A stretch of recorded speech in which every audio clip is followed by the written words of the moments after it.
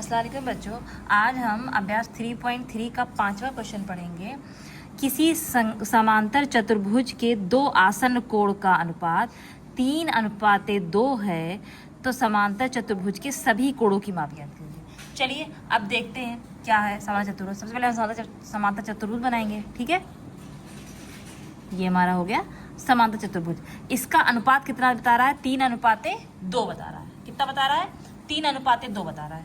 तो 3:2 के लिए हम क्या करेंगे, इसको 3x मान लेंगे, ठीक है, और इसको 2x मान लेंगे, ठीक है। तो अनुपात, और कह रहा है कि आसन्न कोण का अनुपात। आसन्न कोण जानते हैं किसे कहते हैं? इसको कहते हैं ये अगल बगल, ये आसन्न कोण है, ये दोनों आसन्न कोण है, और ये दोनों आसन्न कोण है, यानी ये दोनों आसन्न, यानी इसका कितना हो जाएगा 3x, ये हो जाएगा 2x, ठीक है। अब फिर इधर है तो यहाँ 3x, यहाँ हो जाएगा 2x, है ना। 3:2 इधर भी आ रहा है, इधर भी आ रहा है, इधर भी आ रहा है, ठीक है।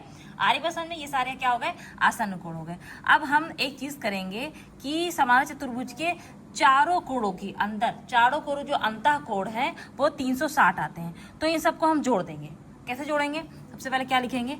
3x प्लस लिखेंगे 2x प्लस लिखेंगे 3x प्लस लिखेंगे 2x। इन सबको जोड़ेंगे तो आएगा 360।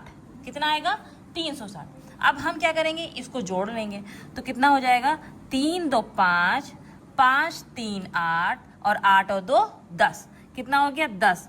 और x, देखिए जब x जुड़ता है तो क्या कहते हैं, संख्याएं जुड़ जाती हैं और x अकेला अपने आप लिख जाता है, ठीक है। आ रही बात समझ में? और बराबर, इसको जोड़ चुकी हैं तो इसके आगे क्या था? बराबर था, तो बराबर लिखेंगे और कितना लिखेंगे? 360 लिख देंगे, ठीक।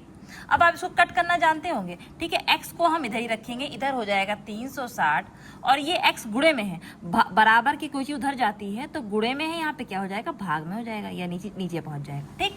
आसान भाषा में ये जानिए कि अगर ऊपर है तो नीचे पहुंच जाएगा, नीचे है तो ऊपर पहुंच जाएगा, ठीक है। अब 1 0 से 1 0 कट गया, यानी x का जो हमारा मान है वो कितना आ गया? 36 आ गया। अब इसी x को हमारा अनुपात कितना आ रहा था? 3x आ रहा था और 2x आ रहा था, ठीक। अब इसी 3 में हम कितना गुणा करेंगे? x की वैल्यू कितनी आई है? x का मान कितना आया? 36 आया है, तो यहाँ 36 लिख देंगे तो कितना आ जाएगा? चलिए गुणा करते हैं। 3 6 कितना हो गया? 18, एक आया हासिल, और 3 3 9 1 10, यानी एक माप आ गया है कितना? 108। दूसरा देखिए 2x, यानी 2x, x का मतलब होता है जब यहाँ संख्या मान रखते हैं ना तो यहाँ गुणा लगा देते हैं, और x का मान कितना है? 36। यहाँ 36 रखेंगे तो कितना आ जाएगा?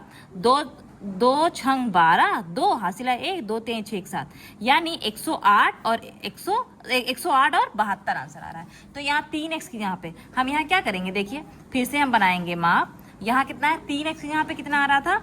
108, ये हो जाएगा 72।